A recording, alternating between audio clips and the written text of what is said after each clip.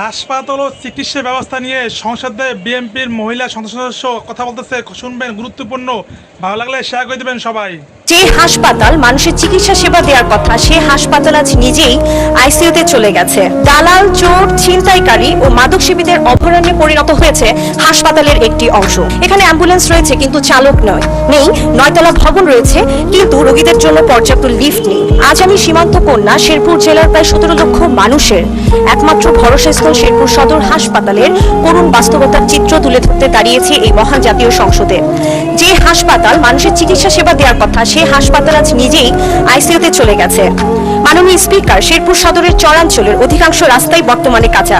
সেই দুর্গম পথ পাড়ি দিয়ে যখন একজন অসুস্থ ব্যক্তি, একজন মুমূর্ষু রোগী কিংবা গর্ভবতী মা জীবন বাঁচানোর শেষ আশায় শেরপুর সদর হাসপাতালে এসে হাসপাতালের বেড না পেয়ে হাসপাতালের মেঝে, বারান্দা কিংবা করিডোরে দিনের পর দিন কাটাতে থাকে, বিষয়টি অত্যন্ত হৃদয় বিদারক।